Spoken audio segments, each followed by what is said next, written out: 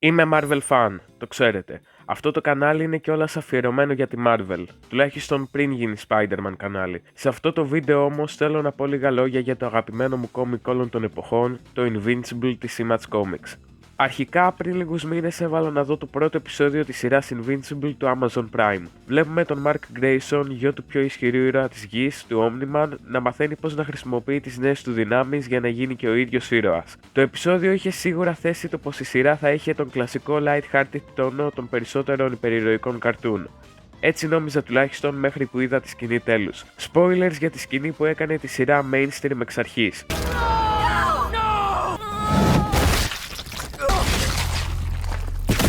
Ο Omni-Man σκοτώνει τους Guardians of the Globe, τους Justice League αυτού του σύμπαντος από το πουθενά, με βία που θα μπορούσε να έχει βγει από finisher του Mortal Kombat. Αυτό είναι ένα βασικό θετικό του Invincible. Τέτοιες σκηνές βίας συνυπάρχουν στην ίδια σειρά με τις πιο ελαφρές σκηνές κωμωδίας, χωρίς να πρέπει η σειρά να θέτει το ότι θα είναι συνέχεια dark ή θα είναι συνέχεια για γέλια. Αυτό φυσικά ισχύει και για το κόμικ. Οπότε μετά από μια τέτοια σκηνή προφανώς είδα όλη τη σειρά που από τότε έχει ολοκληρωθεί και η σεζόν 2 και άρχισα να διαβάζω και τα κόμιξ. Τότε τα διάβαζα κυρίως online, αλλά μέχρι τώρα έχω πάρει τα 3 compendiums με όλα τα τεύχη, κάποια trade paperback και μέχρι και κάποια Funko Pop.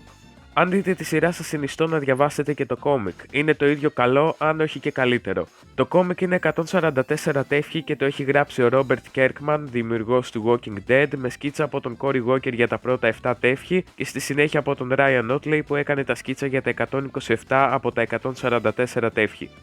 Ένας λόγος που θα πρότεινα το Invincible είναι σίγουρα το γεγονός πως αυτό το σύμπαν δεν υποφέρει από ένα περίπλοκο continuity και την ανάγκη να επιστρέφει στο status quo. Οι χαρακτήρες αλλάζουν και εξελίσσονται χωρίς να πρέπει να γυρίσουν στο αρχικό του στάδιο όπως στη Marvel και στη DC. Θα πάρω ως παράδειγμα τον Omni-Man και τον Robot, τον αγαπημένο μου side character.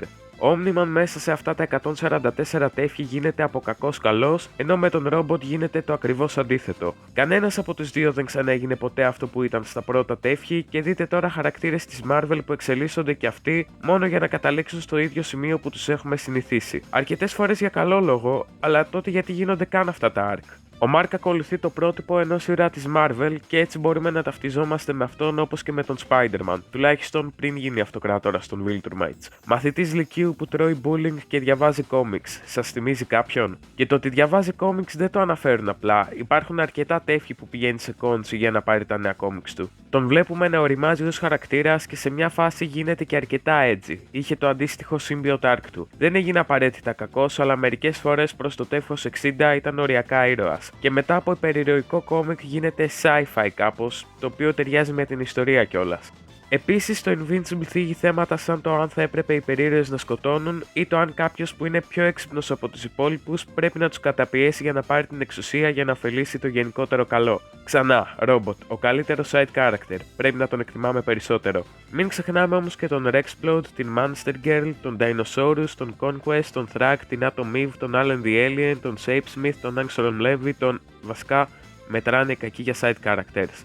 Τέλος πάντων, το Invincible τελείωσε το 2018 με το run του να κρατάει για 15 χρόνια. Αυτό είναι άλλο ένα θετικό. Διαβάζεις 144 τεύχη και παίρνεις μια ολοκληρωμένη ιστορία με αρχή, μέση και τέλος. Δεν είναι από τους υπερήρωες που πολεμάνε τους ίδιους τύπους εδώ και 60 χρόνια.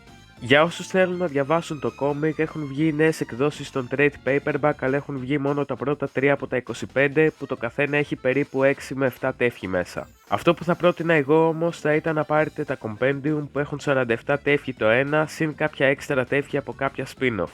Μπορεί αυτό να σας φαίνεται η ακριβή λύση, αλλά τα 3 compendium βγαίνουν πολύ πιο φτηνά από το να πάρετε και τα 25 trade όταν βγουν. Ή απλά τα διαβάζετε online. Αυτό το βίντεο ήταν πολύ επιφανειακό. Δεν μπήκα σε πολλές λεπτομέρειες για τον κόσμο του Invincible επειδή πρώτον, τι να πρωτοπώ χωρίς απλά να λέω spoiler μετά από spoiler και δεύτερον, ελπίζω να το δείτε ή να το διαβάσετε από μόνοι σας. Αν δεν έχετε όρεξη να διαβάσετε τα comics, δείτε έστω τη σειρά. Είμαι σίγουρος ότι και να επιλέξετε δεν θα το μετανιώσετε. Αυτά.